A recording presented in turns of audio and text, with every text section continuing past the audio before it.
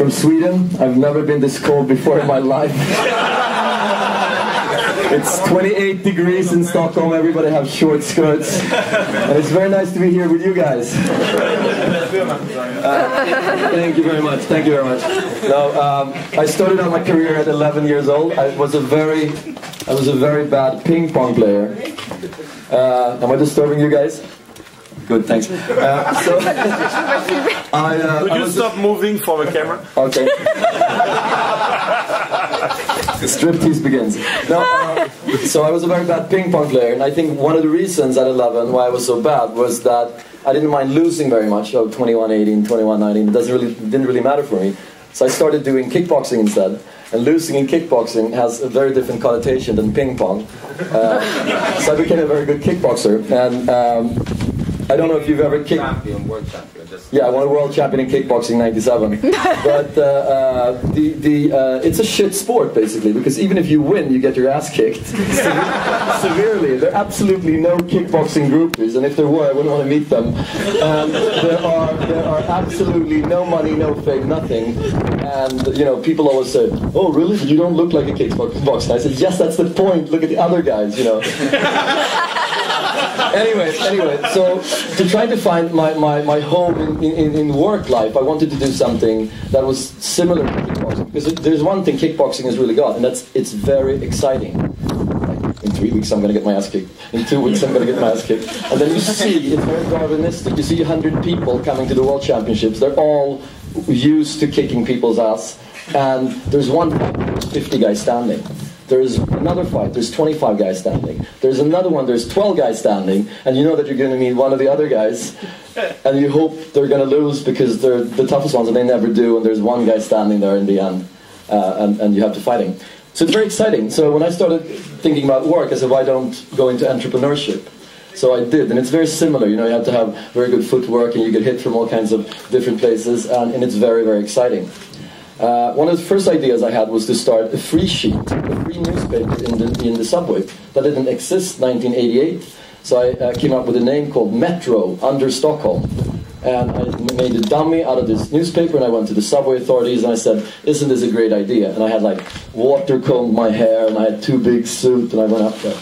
And they said, this is really cute. I just like, she crushed my pride and my business. And she said, no, but we can't take you seriously. You can't run editorial staff, you can't run a company, you're 18, and come back after business school. This was really cute, and you're a smart kid. And I went back home, and I forgot my idea. And 4 years later, the Kinnevik Group, a Swedish media group, started Metro. Metro is today, by a stretch, the largest newspaper in the world. It's in subways in 46 countries and whatever. And one of my friends called me, because all my friends knew about my Metro. They called me and said, some idiot called Kinnevik has stolen your idea, we got to do something. And that was the most important moment in my professional life to date. Because I realized that having an idea is not worth anything. Whether you have it in Silicon Valley, or if you have it in France, or if you have it anywhere else. Because having an idea is almost a liability if you cannot connect it to the right way of executing it. And that's what Kinnevik did. And that's what I did not do. I knew there were bluebirds in the forest, that's my business. So since then I've been very, very keen on trying to find what are the right structures for creating success. What are the right people or organizations or whatever that you need to build? And for the last 12 years or something, I've rolled out companies internationally. First my own internet companies, and since '99 with Result, as the CEO of Result, we've taken 130 companies internationally in various capacities. So going international, last year I spoke a lot about the how. Now I just want to touch a little bit on the where and the who. So, where do you go international? And if I'm stuttering a little, it's not because I'm terribly nervous, it's because it's very, very clever. So, you look blue. Yeah. You are blue. Thank you very much. I don't know who sees. I thought in Northern Europe you were used to that, right? Yeah, we know that you have to dress well. No bad weather, only liquid sunshine. So, anyway, so starting with the where. Short commercial message. This is a jacket from... so, where do you go international? Well, first of all, if you're in Israel, domestic sales, that's a distraction. You want to go to NASDAQ, you don't want to sell stuff in Israel. So they go international from day one. They're born international. if you're a German company, you have 30 million in sales before you start scratching your head and saying, vielleicht Austria. And then you start going to other German-speaking markets. In the US, it's about having $50 million in sales and dominating and having senior VPs and being very, very well structured before you start looking at other markets. Typically acquiring the local copycat in Germany if you go to Europe. If you're in Sweden, it's 2 million in sales, and then you start looking at other countries. So where you come from matters. Also where you're going, and we have something that I talked about last year, which was the spaceman theory versus the proximity theory. So if I talk to an Argentinian company, they always want to go to Brazil, and then maybe to Mexico. They never want to go to Austria. If I talk to an Austrian company, they always want to go to Germany. They never want to go to Argentina. So the world prices markets the wrong way. So there's a lot of opportunities that are not captured because we don't know about the potential in other markets than our own. So people are very likely to go to the neighboring countries. That's a proximity theory. It could be the best thing they could do because of time differences. They know the market. They can, it's good for them to do that. But there's also the spaceman theory. Where shall I land my spacecraft and build my business? So talking to Jake in China, which is, by the way, my disclaimer, my joint venture partner for Result Symbio in China, it's cheaper to set up shop in Beijing than it is in Helsinki. But most Swedish companies want to go to Helsinki. So that's just a key takeaway. When you think about your business, think about where it is most suitable. Another thing, if you want to build an international company, do it from start. Have an international board, have international investors. FON is the perfect example. There's Germans working, there are people from all over the world, there are investors from all over the world. It's a born global. The who is the topic for the day. And I have had the chance of working with so many cool entrepreneurs. I started researching that more and more, and that ended up in a book called Mission Possible about different types of entrepreneurs and how they build companies. And the first one, there's almost 6 comical characters on how people build companies. The first one, I call them the all or nothing entrepreneur. They don't think about risk. Think of Christopher Columbus or Cristobal Colon. He says, there might be land. And what if there's land? There might be something there of value that I could sell. And he shysters a lot of friends into going on these boats and start sailing towards, it might be land. He comes back after some years, bruised and battered, and sells something. That's an all or nothing entrepreneur. Bill Gates is an all or nothing entrepreneur. He sold an operating system he didn't even have. These guys, they're like sharks. They need to keep on moving because otherwise they die. So if you talk to them, they never speak about all the good things they've done. They always talk about the things they're going to do in the future. And they don't have risk as a parameter. That's why they're so hugely successful, the very few ones of them that succeed. There's a Swedish entrepreneur called Ruben Rausing. He created Tetra Pak. And Tetra Pak is packaging Microsoft. The company was unprofitable the first 14 years. Okay? And every time the company was on the verge of bankruptcy, he says, yeah, I'm very sorry, can I buy back your shares? So in the end, he owned the whole company, basically. He was the richest man in Europe for quite some time. But still, he was only thinking about next thing going forward. There's another type of entrepreneur, I call them the better safe than sorry entrepreneur. These are the really, really cool and good entrepreneurs. Think of Uncle Scrooge in Donald Duck. They know a dollar is a dollar and a cent is a cent, and their strength is their analytic capabilities. They analyze, they see, should I do this or that? IKEA, to keep on using Swedish references, is a good example. There's a reason why the pen is this short on IKEA. You don't need to use more pen. When they move into a new country, they first buy the land incognito. And once they've done that, they say, IKEA is opening up. The land price goes up. They sell the excess land, and that funds the new IKEA. The guy who runs it, Ingvar Kamprad, he's never gone first class in his life. He's never taken anything from a minibar. And he has written a book that says, what happens when the old fart dies? Because he wants IKEA to be on planet Telos as long as there's humanity. That's his vision. He's created a structure so that the company can never be taken public, sold. His kids could never screw it up somehow. That's the better safe than sorry entrepreneur. There's another type of entrepreneur, fantastic entrepreneur, that I wish I was, but I'm not. And that's what I call the virtuosi. I don't know what there's also there's also a Disney character. There's always Lucky, Alexander, or whatever his name is. So that's somebody who's just so talented in something. It could be programming that it turns into Linux, or it could be music and it turns into Timberland, or a chef that's so good that just restaurants kind of grow around these people. And when you speak with them, they always speak about the quality of what they're doing, the fabric that Gaultier is working with, or the musical they're putting up. And it sort of turns into business. But the passion is the actual craft of doing something. There was a DJ in Sweden called Dennis Pop, and when he was playing, it was almost magical. Everybody was dancing. And he then went into producing, and that turned into the Swedish music wonder. So a lot of the songs you hear in the US are actually made in Sweden. It's the third largest music producing country in the world, with all the Britney Spears and the Backstreet Boys and other cultural treasures being crafted in the mines of Stockholm. Ericsson, L.M. Ericsson that founded Ericsson, he was a good tool maker. He was making tools, and he was copying Bell's telephones. And he was doing that so well, so it kind of turned into business that then grew and grew and grew. But he was not a real entrepreneur, he was a craftsman. The fourth one, and I think many of us are here, that is the serial entrepreneur.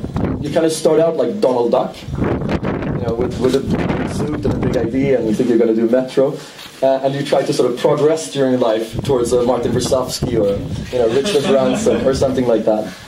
And when researching this book, I went on a date with Branson's. I went to his house and I interviewed him about how he thought and so forth. And the funny thing was that there was somebody sleeping in the bushes outside Branson's house. And I thought I was kind of curious. And when I was passing, the guy jumped up and said, "Are you famous?" And I said, no. And he took down his camera, and it was a paparazzi living out there to get that one shot. Entrepreneurs, they're everywhere. So anyway, when I started talking to him, I realized that the strength of Branson's entrepreneurship is not understanding how difficult businesses are, because he had too shallow knowledge about them. He said, insurance, those insurance guys, the ones I've talked to, not the most smart people in the world, let's start Virgin Insurance or Virgin Trains or Virgin something else. And he can get everybody who hates the slow-moving industry that they've been in to move to his company, be more progressive, and then that turns into a corporate culture. But it's typically other people that saves these crazy companies from his initial thoughts, and then they become good companies. So that's the serial entrepreneur. The serial entrepreneur is the kind of person that when you meet them and you ask them, "So what happened to your ice cream bunch?" They said, no, let's talk about this instead. Could you imagine if there was a world where everybody had a hat and that? And they just keep on going. And they're always happy. And their strength is not their analytical capability usually. It's their ability to get a team together and get that team motivated in pursuing crazy goals. The last, the fifth one is what I call Herr Dr. Sleeves Down. And Herr Dr. Sleeves Down is Herr because it's always guys, Doctor because titles are extremely important, and Sleeves Down is because they really want to be as far from the business as possible. This is the false entrepreneur. This is the guy that's saying, no, what if Microsoft starts doing that, then your startup is dead, or we could never fund it, or I heard about that somewhere, somebody's doing that, I think. These guys get jobs easily in banks. Consultancies? Sorry? Consultancies? Consultancies. That's very funny that you say that. Consultancies, they have institutionalized that. So this is like, I'm the junior Herr Dr. Sleeves Down, and you have to talk to this one, and it's institutionalized. So it's really, you can only talk to this guy that's super smart, because he's the only guy that can talk to the customer, and then it goes down. Everything is a problem. If you have a business partner, would you want to have a partner that comes into you every day and wants to find a new problem for you? Let's find this problem. We can solve it maybe. So anyway, that's how Dr. Sleeves Down. And one key trait of any entrepreneur is to recognize these Herr Dr. Sleeves Downs, smile within, and just move past them or through them. Because there's so many people that want to stop entrepreneurs for some peculiar reason, and that are sort of scared or intimidated by the visions or these companies that we're creating. So Herr Dr. Sleeves Down, ignore them. The last arch entrepreneur, as I call them, is the intrapreneur. And face it, most smart people in the world, they have a job. They're not in the basement with a business plan. They are sitting in large organization. They're like Andrew, changing policies all around the world. They're doing stuff already. And I think that... Sorry? No, you're forgiven. So I think that entrepreneurs are not given enough limelight. We should really applaud the entrepreneurs a lot more, because these guys... because these guys change the world a lot more than all small entrepreneurs combined. These are the guys that have to do things in spite of an existing organization, in spite of rules, or we've always done it like this, or in spite of politics. These are guys that can really, really change a lot. And I think that if I look at the future now, the next couple of years, I think a lot of the internet change and cool things in internet will come from companies that manage to take away the glass roof for the entrepreneurs, as well as open the doors for the entrepreneurs. Because it's super difficult to call Ericsson's switchboard and say, hi, I have a great idea for global partnership. It just doesn't work. They have a DNA, these companies. They have an immune system that throws up and then kicks out small little ideas that can change their business. And they have to have that. So I think that's a key thing. Interacting with entrepreneurs, not only the entrepreneurs. So, to come back a little bit to internationalization before wrapping up. When traveling around for 11 years, 4 days a week to all these countries, I try to find the lowest common denominator for each country. There is often a word, and if you know that, then you can sort of understand how that country works. So in the US, it's successful. No doubt about it. In Germany, it's efficient. Swedes, they want to be nice. Japanese want to be respected. And this happened, and in China, they want to be rich. Whereas in Russia, they want to be powerful. And if you look at those two different things... French? French, they want to be French.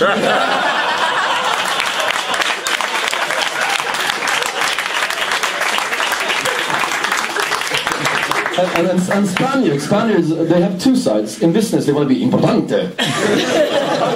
But in life, they want to be feliz, which is happy. And I think that the life-work balance is a lot cooler in Spain than in many other countries as well. So, and these words, you can find this word for every country. And if you start finding that, then you start understanding what are the driving forces. And you can see some of the idiosyncrasies with a smile on your face rather than shocked and in frustration. So with those words, I would like to give the microphone back to Martin Gustafsson.